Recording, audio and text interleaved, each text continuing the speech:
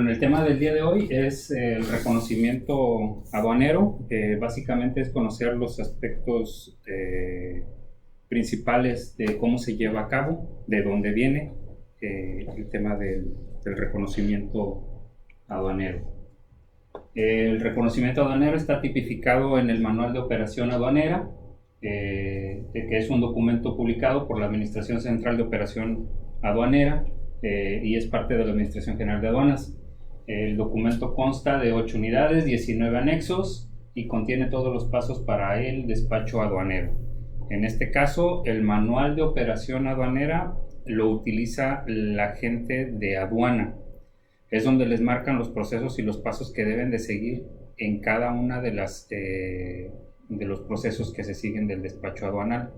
¿Sí? Es decir, el reconocedor no llega nada más porque a él se le ocurrió que abras 10 cajas. No, todo está plasmado en el Manual de Operación Aduanera. El reconocimiento aduanero está tipificado en el artículo 44 de dicho manual, que consiste en el examen físico y documental de la mercancía de importación y exportación. Cuando es mercancía de difícil identificación, la toma de muestras, ya que se tiene que hacer llegar de elementos para poder precisar la veracidad de lo que se está declarando en el pedimento. ¿Cómo se determina que se debe practicar un reconocimiento aduanero? Pues es mediante el mecanismo de selección automatizado, que es el cruce de aduana, en donde se determina que deba practicarse un reconocimiento aduanero o el desaduanamiento libre de la mercancía. Pero ¿eso es aleatorio o...? Es un sistema completamente aleatorio.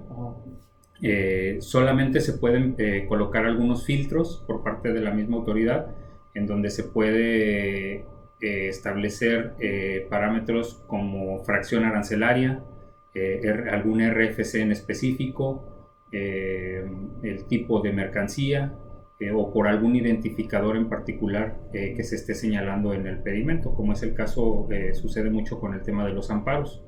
En los pedimentos se declara un identificador ahí que señala que es una operación bajo el trato de un amparo, y muchas veces esas operaciones están marcadas que deben determinarse un reconocimiento aduanero, independientemente del importador que se trate.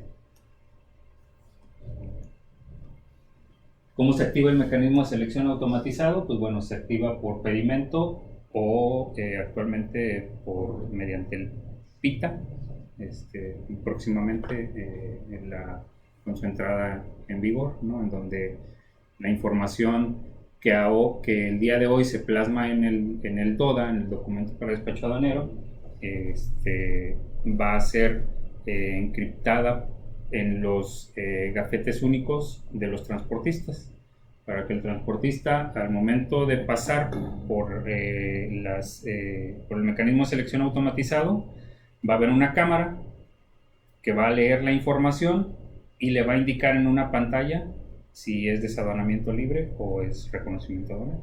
Ya no va a ser necesario que tengan físico un documento para presentar al mecanismo. ¿En qué consiste el reconocimiento aduanero de mercancía y qué busca el verificador? El reconocimiento aduanero se realiza en 2 etapas. Primero la revisión documental y después la revisión física de la mercancía. Lo que hace el verificador es primero revisar la documentación para saber qué es lo que va a ir a revisar. Si se trata de porque puede tratarse de una mercancía peligrosa o puede tratarse de maquinaria. No es lo mismo que te revise un calzado a que te tenga que revisar algún producto químico, ¿sale? Entonces por eso es que revisa primero documentalmente.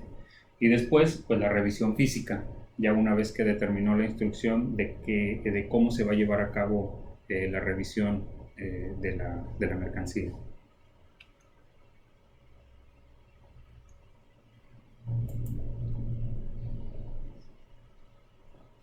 La revisión documental se realiza en el pedimento que te revisa.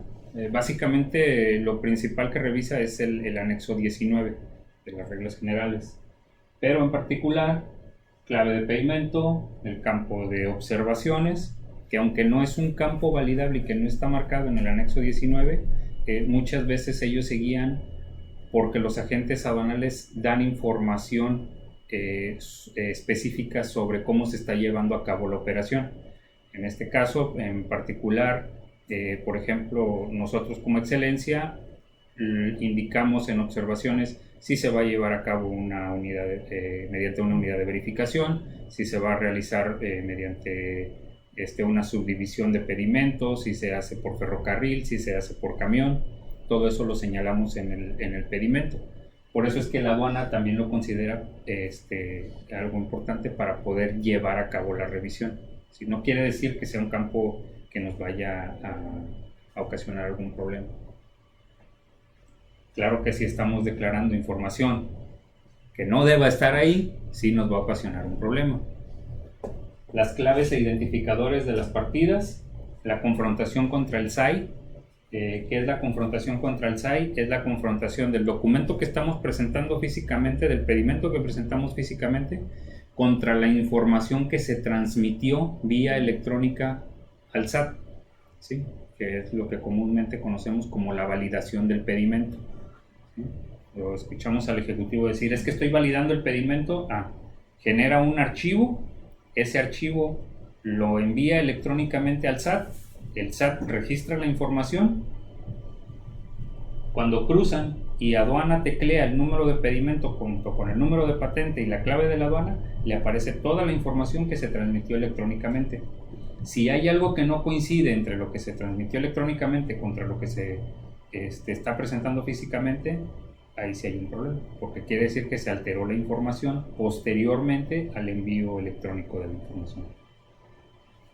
Y pues bueno, esto, ¿no? Que debe de haber una coincidencia entre esto y esto. ¿Sí, Alonso? ¿Cuál es la documentación que se anexa normalmente al despacho? Pues bueno, en principio la factura, que nos revisan que el expedidor de la factura coincida con lo que está en el pedimento, que los datos del importador y exportador sean correctos. Esto lo validan ellos también contra la base de datos del SAT. La descripción, cantidades y datos de identificación, principalmente datos de identificación, llamémoslos lotes para la mercancía que requiere lote, números de serie en el caso de maquinarias y equipos especializados, cargos de incrementables, los tipos de moneda y el país de origen. Eso principalmente en la factura. En el conocimiento de embarque, que coincida el número de bill of lading. En este caso los datos del importador o exportador más bien son los datos del consignatario, que sea una persona que realmente exista. En su caso, anteriormente el costo del flete marítimo debería de venir manifestado en el BL. Hoy ya no lo hacen así porque la transmisión también ya es electrónica, pero es otro de los datos que también puede verificar la autoridad. Cantidades, bultos, descripción. Y en su caso, en las fechas de entrada, estas están a cargo de la Capitanía de Puertos o de la Torre Aérea en el caso de los aeropuertos, y no es un dato que esté plasmado en el BL. Se cumple como requisito que señalen una fecha, pero no quiere decir que sea la correcta.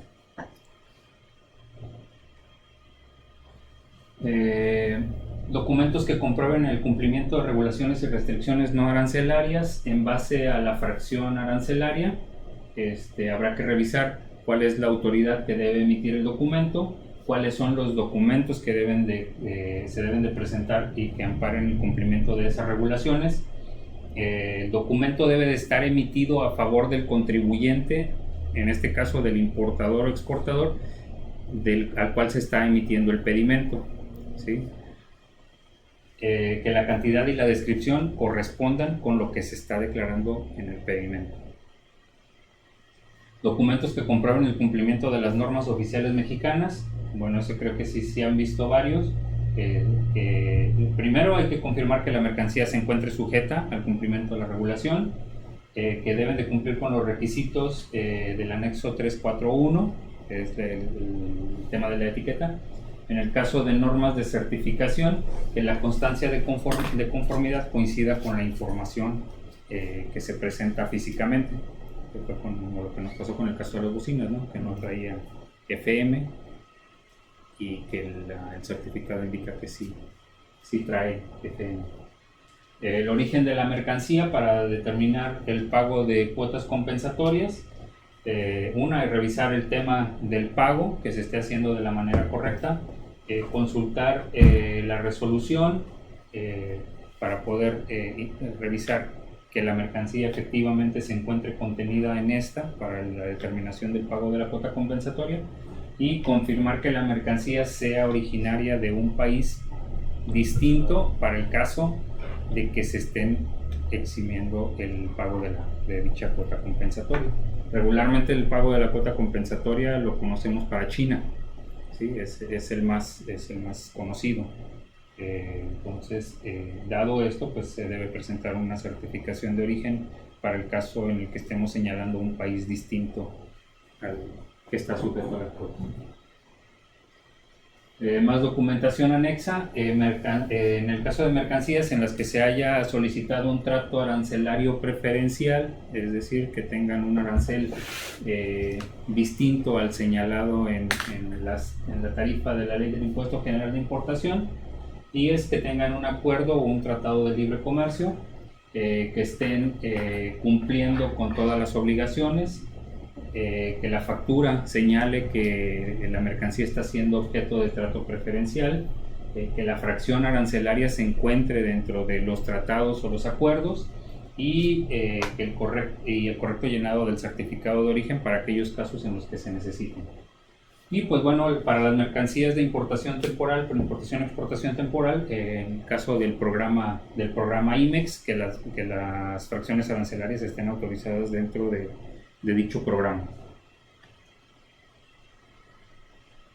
¿En qué consiste la revisión física de la mercancía? Pues bueno, conteo, revisar la descripción, unidades de medida, número de piezas, la naturaleza de la mercancía, clasificación arancelaria, origen y cumplimiento de las NOMS, ya sea de información comercial o de certificación.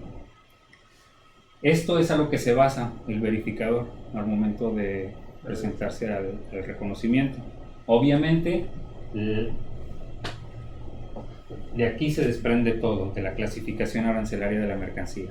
Si la mercancía no está sujeta a alguna regulación o restricción arancelaria, pues obviamente va a quitar esto, va a quitar probablemente esto, y se va a ir pues solamente con los primeros cambios, ¿no? ¿Quién debe supervisar el reconocimiento aduanero? Bueno, en este caso, el manual de operación aduanera indica que el administrador deberá supervisar los actos del reconocimiento aduanero, pero para lo cual podrá auxiliarse de los subadministradores a su vez de los jefes de departamento a su vez de los jefes de sección, y los jefes de salas que dependan de cada uno de ellos, según el tipo de aduana de que se trate. Es por eso que a veces cuando ustedes realizan alguna consulta con alguno de los verificadores, les dice, pues déjame verlo con mi jefe, y ese jefe es a su vez, pues déjame checarlo con mi jefe y déjame checarlo con el subadministrador, y así hasta llegar al administrador de la aduana, ¿sí? No escalan ellos la información de manera directa hasta el administrador, lo van escalando según el rango de superioridad que tienen inmediato. ¿Puede el importador intervenir o presenciar el reconocimiento aduanero? Eso no se puede. El manual de operación aduanera señala que solamente los agentes aduanales o los apoderados aduanales, en su caso los dependientes del agente aduanal, que en este caso los tramitadores, ¿no? ¿Por qué no puede el importador? Lo que le iba a preguntar ahorita. Porque la ley aduanera te señala que para que puedas estar en el reconocimiento aduanero debes de contar con un gafete único de identificación, ¿sí? El importador o alguna persona ajena, en este caso a la agencia aduanal, no cuenta con ese gafete de identificación y por lo tanto no puede estar en las áreas o instalaciones de la aduana, salvo que la aduana le emita un permiso especial para que pueda estar ahí. ¿Mande? ¿Y si lo tuviera? Si lo tuviera, entonces sí puede estar presente, pero regularmente no se los da. Estamos en México. ¿Qué cantidad de mercancía es revisada por el verificador? Para los que tenían duda, bueno, en importación, si se trata de mercancía sensible, es el 20% del embarque. Para mercancía que requiera de algunas maniobras, de maniobras complejas, es el 10% de la mercancía. Y en los textiles, el 20% del embarque. Pero ojo con esto no quiere decir que únicamente nos vayan a sacar el 20% de la carga o el 10% de la carga, porque el verificador te va a decir el 10% que yo te quiero revisar es el 10% del fondo. ¿Sí?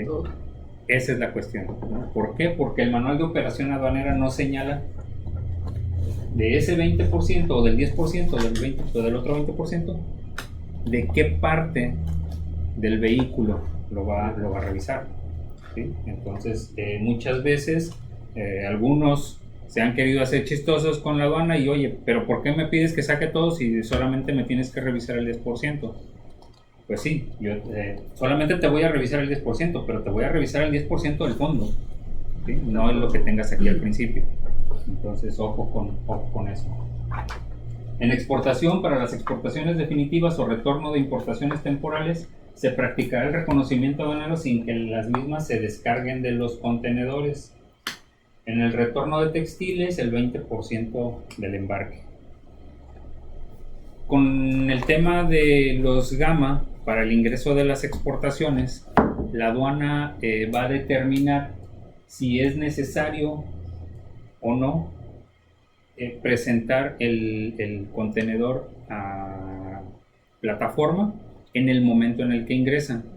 Si aduana mediante los gamas detecta que algo no está bien dentro del contenedor, lo puede llamar a plataforma sin que se haya activado el mecanismo de selección automatizado, ¿sale?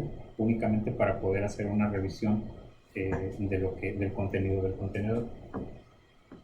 ¿A qué se refiere con que en las exportaciones no se descarguen los contenedores? Quiere decir a que no se descarguen del camión, ¿sí? No quiere decir que no vayan a sacar la carga. Se refiere a que sin que sean descargadas del camión, pues pueden ser revisadas, ¿vale? ¿Qué se le revisa a la maquinaria? Bueno, pues de la maquinaria los datos de identificación individual, que son marca, modelo y número de serie principalmente. Por ello es que en las revisiones previas se pide que lo primordial que debemos de tener, la primera foto casi que deberíamos de tener, es la de la plaquita, donde viene el número de serie, donde viene el modelo y donde viene la marca. Estos son los datos de identificación individual de la maquinaria. Si el dato de la serie no coincide con el pedimento, podemos hacernos acreedores a una sanción o inclusive a que la autoridad aduanera desconozca por completo que ese pedimento corresponde a la mercancía que estamos presentando al reconocimiento, ¿sí? ¿Y qué es lo que sucede ahí? Una, que estamos presentando un pedimento de una mercancía que no existe, y dos, que estamos presentando una mercancía que no tiene pedimento y que por ende no ha cumplido con las formalidades del despacho aduanal. No ha pagado impuestos y no ha sido transmitida la información al SAI. Eso es lo que puede pasar en el caso de los números de serie. Entonces hay que tener mucho cuidado con eso, sobre todo en el llenado de los reportes, de los previos.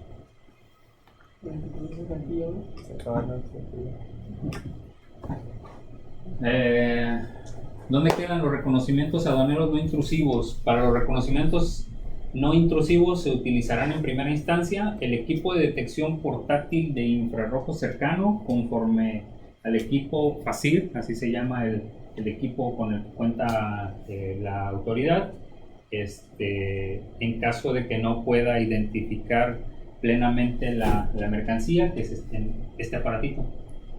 En el caso, por ejemplo, de la tubería o de los productos de acero, lo que hace la aduana ahora es llevar el aparatito, apunta al producto y en esta pantallita le señala la composición de la mercancía. ¿Sí? Ya no es necesario que tengan que cortar un pedazo de tubo para poderlo mandar a un laboratorio y que le regresen con el resultado de la composición de la mercancía. Ahora es solamente mediante el equipo FASIR, que es esa pistolita, donde señalan la mercancía y les arroja ahí la composición.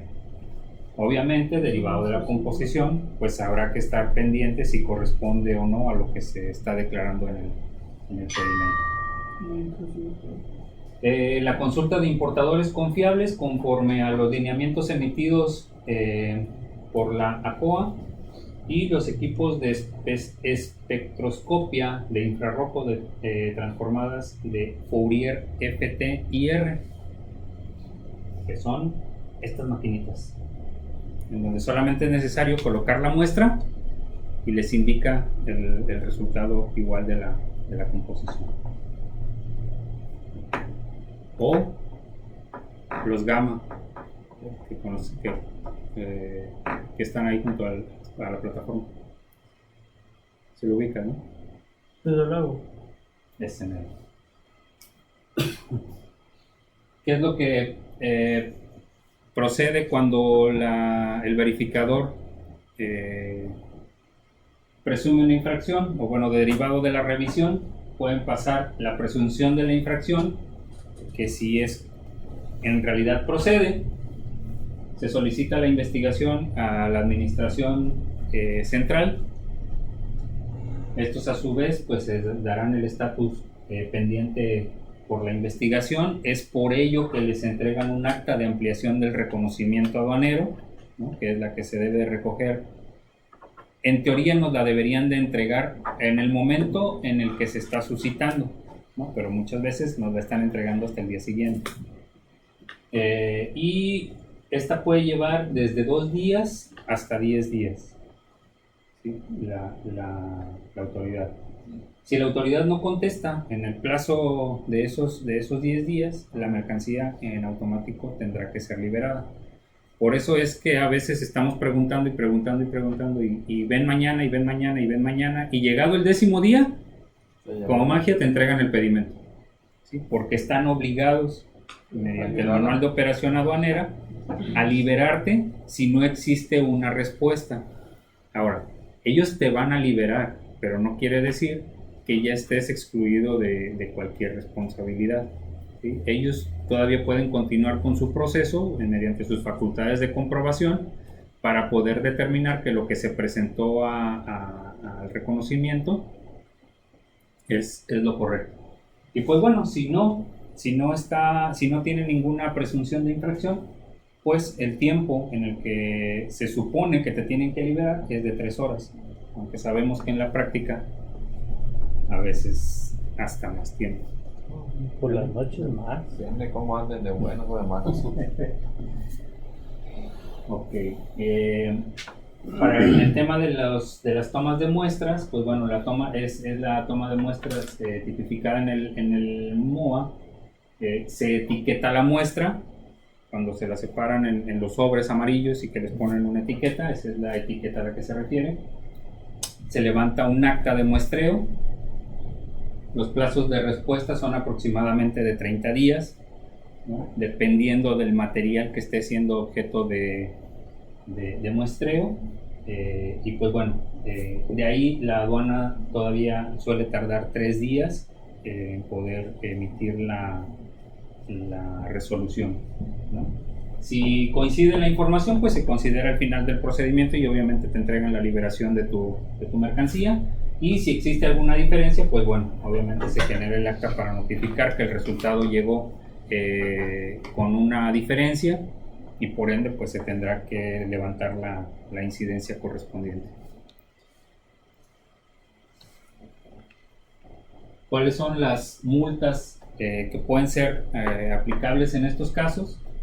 Bueno, que no exista un documento que compruebe el cumplimiento de las regulaciones y restricciones no arancelarias. Está tipificado en el 184, fracción segunda, que es de 22,000 a 34,000 pesos, si mal no recuerdo, por no presentar la información.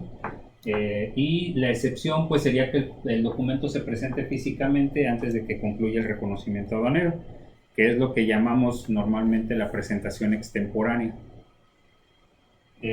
Los errores aritméticos en el cálculo de las contribuciones están en el 184, fracción tercera, y no procederá a la incidencia siempre y cuando no causen un perjuicio al interés fiscal y no varíe la información estadística. ¿A qué se refiere con esto?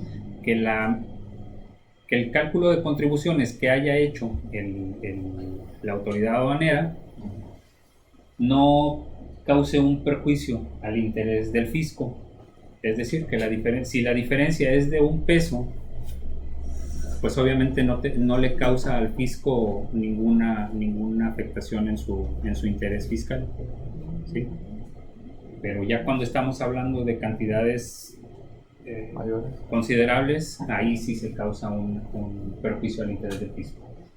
Mercancía no declarada o mercancía excedente, que fue un caso que ya tuvimos también. Si el excedente de la mercancía no rebasa el 10% del valor total declarado en la documentación aduanera que señale la mercancía, pues bueno, no procederá el embargo, solamente se hará el acta de notificación para poder continuar con el despacho aduanero.